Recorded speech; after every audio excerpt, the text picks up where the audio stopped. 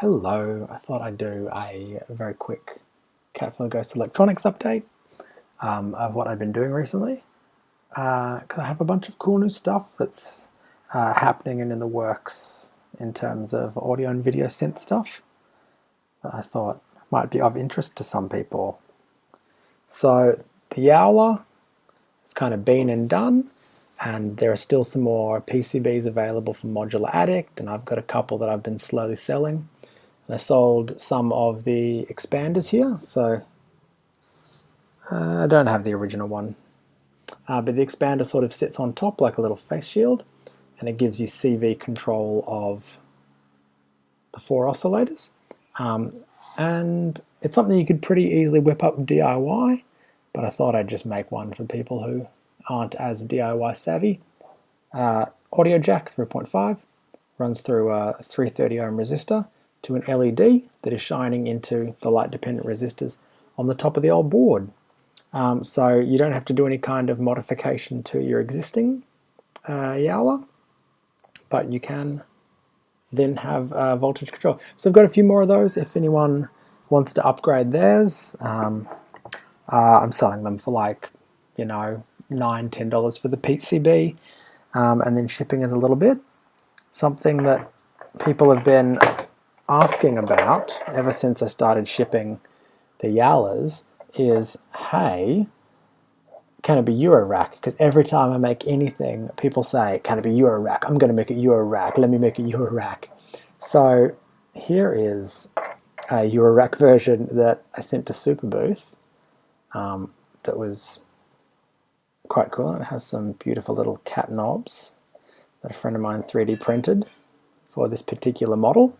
I've uploaded the files so that you can have a look at the files for this outer frame here, so that people can cut their own, and then I've got a brief sort of description on how you might do it. Essentially, I've just hijacked, wrong side, I've just hijacked this and this, just soldered wires to them and put them on 2 vertical ports to make it a bit easier for Eurorack. And then how is it being powered? I've just taken a Eurorack pin header and wired the ground and the plus 12 volts to the battery terminal here. And our, what is it, 0809? 7809 regulator can handle 12 volts, so it will step the 12 volts from the Eurorack system down to 9 volts to go to our chips. Yeah, and so if you have a Yowler that you want to Eurify, check out the updates on the Kickstarter page for it. Yeah, I'm pretty impressed. I'm pretty impressed with how this has turned out. I did another custom one for someone else with some laser cut perspex for the back that I was pretty happy with. If you have a Yowler, something you might want to check out is the CV response to the trigger in. So it's a trigger in when you're using it as a VCA. 0 volts, no volume, 5 volts, volume. But interestingly, because it uses diode breakdown to form the VCA, you can actually send it a CV signal, like an envelope, and you get kind of an approximated VCA. It's not a smooth response. It's not very linear. It's a bit funny, but it's very cool. Like you can have, a nice kind of envelope to your sound, which is fantastic. And also, with the expander, it's now almost a real synth, almost a complete synth, which is pretty exciting. So I should rack that up and do something with that. Other exciting producty things that I've had going on is, if I reach over here, that old classic video equations.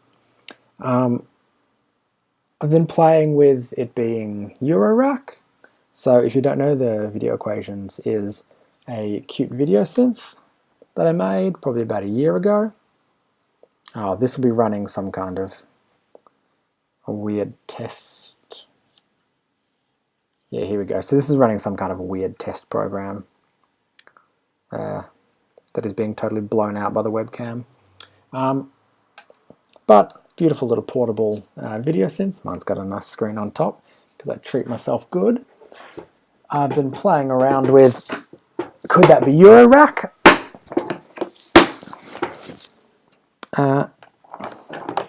So I made this dodgy one. It's pretty dodgy. All the jacks aren't lined up and all the knobs are like spaced terribly. But looking at kind of reducing its size, how I'd fit it in, how I'd kind of make it fit a Euro form factor. I left that for a while because I kind of got bored of it. But I finally come back to the idea again. Partially because I just wanted one to put in my rig, but I thought other people might be interested as well. And so now, much better spaced, beautifully lined up. All the a lot of the parts are surface mount, which handles some of the really annoying build problems I was having. Not problems, but you know, it had what 2800 ohm resistors.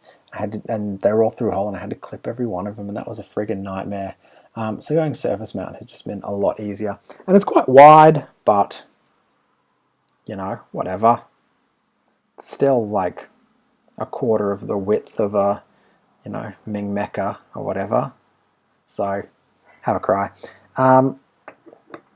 So they'll be done very soon, and they're going to have a beautiful 3-part front plate that will be partially bamboo laser cut wood, partially two-tone transparent black and perspex, and partially, this probably won't show on camera, and oh no it does, great, and partially beautiful glitter 3mm acrylic. I'm really in love with this stuff at the moment because it just looks fantastic. So they will look like all beautiful and crazy. Other, ooh, almost let that fall. Other cool things that are in the works are the Cat Vision. So maybe about 2 years ago, I made about 10 of these and just sent them out as little prototypes. So it's a little black and white video synth that can run off a 9-volt battery, and it was sort of just like an idea I'd had from a few years ago that I thought I'd port over into like a nice little compact thing. I just wasn't really happy with the outcome, and I didn't really know what I was going to do with it. But then I started thinking more and more about it, you know, after sort of 2 years had passed, and then I built this monstrous prototype with some buttons and a joystick and all this stuff going on. And this was a total screw up, and I really wasn't happy with how that turned out. And so it lay dormant for a little longer, but finally the Cat Vision video synth is going to be a real thing. This is another prototype.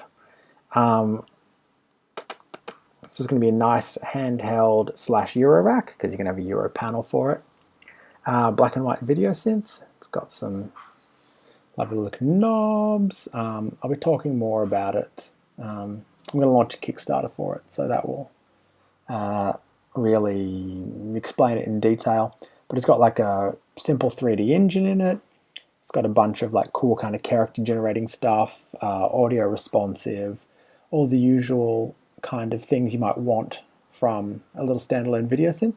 And you can switch between PAL and NTSC now, and it's got this cool kind of diagnostics mode that lets you, it's kind of like a built-in oscilloscope where it will show you what is happening on all your CV inputs, tell you what kind of mode you're in. You can see yourself moving the knobs over time and what those values coming in are, which I thought was like a handy kind of thing for, you know, sometimes when like a synth isn't behaving or you're not quite sure what's going on, you can just, once you've loaded PAL or NTSC, you flick this switch to the opposite position and then it goes into diagnostics mode, and it will show you, oh, there's no CV coming in there, or oh, not what you thought was happening is happening. So that's cool. So these are in the works. I'm waiting for some new circuit boards. So it'll be both Eurorack and standalone. Standalone will have a front and back panel, and then a beautiful wood spacer separating the two. And then the Eurorack version will have a front panel that sits on top that lets you mount it. And you can see it's got 10-pin Eurorack on the bottom, and also an expansion header. Who knows what will be on that, but pretty much anything that hasn't been directly used by the program or by the synth is available on this expansion header. So maybe something cool will come of that. What else? So much stuff. So for years and years, I've been doing I've been trying to work on this thing, the Music is Math supercomputer, which let me get.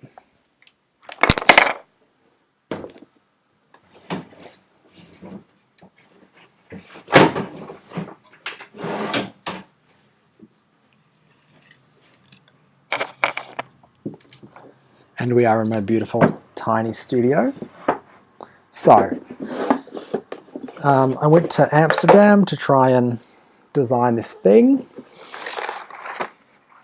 Bum, bum, bum, bum. It's huge, it's enormous. It has like 90 banana plugs on it, and and I cut it to get it back, and on the back, oh, look at all this. Lots of unpopulated stuff.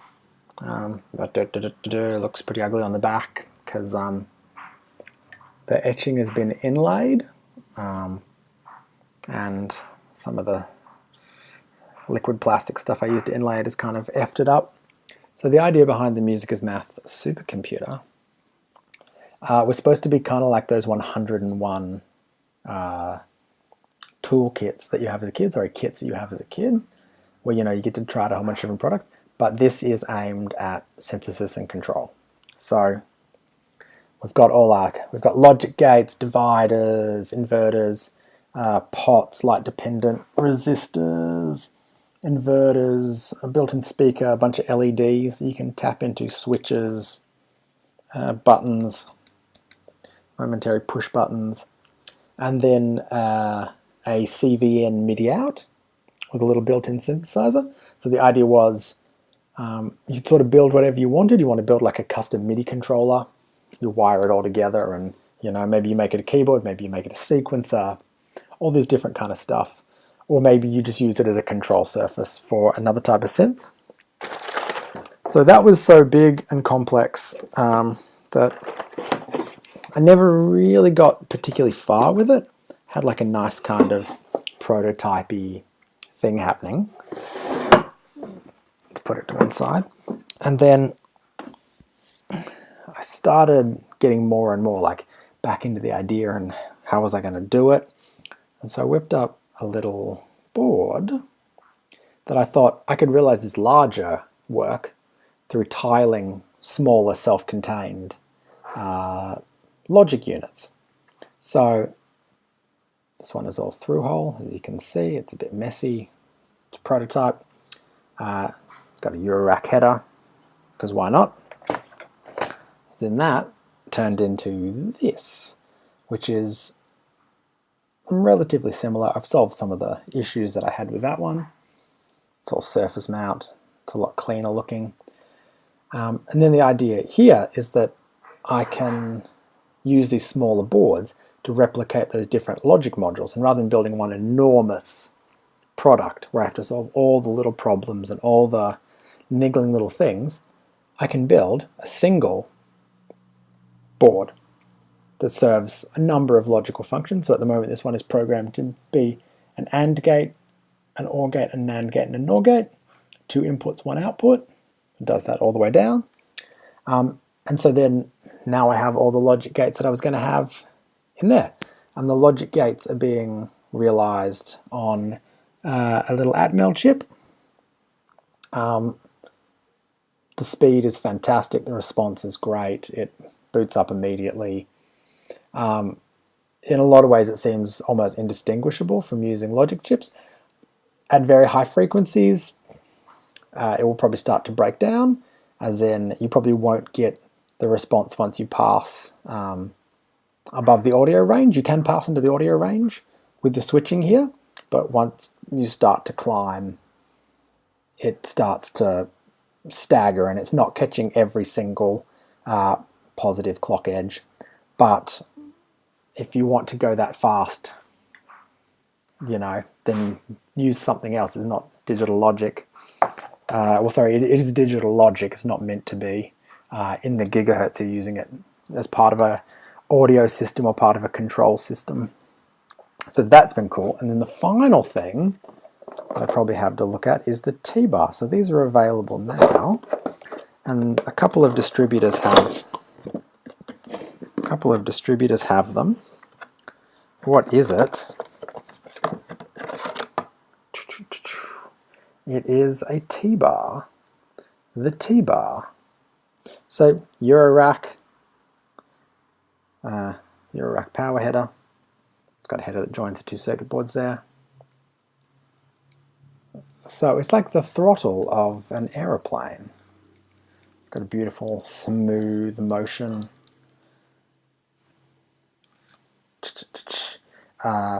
When it is pushed all the way in one direction, you can, close the case on it. Boom, boom, boom, boom. And the way it works is it outputs a voltage here and can accept a voltage in here.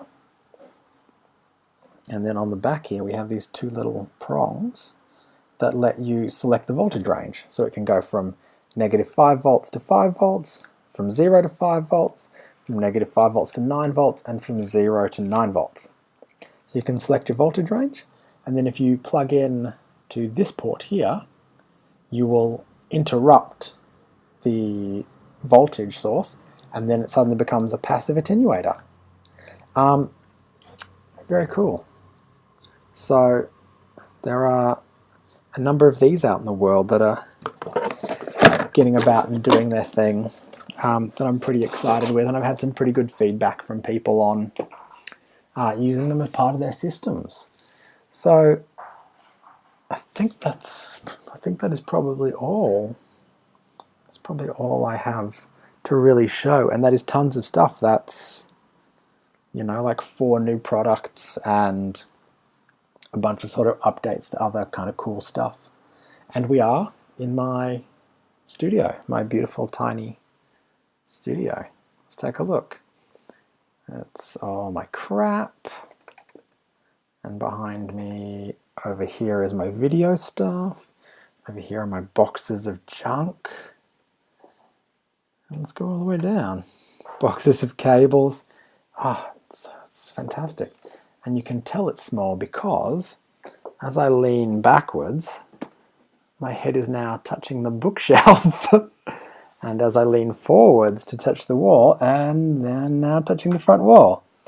So it's a very concentrated space, very concentrated sort of place. Thanks for watching. If you like these updates, tell me so. And if you don't, then don't tell me so. I feel like that's everything I had to say.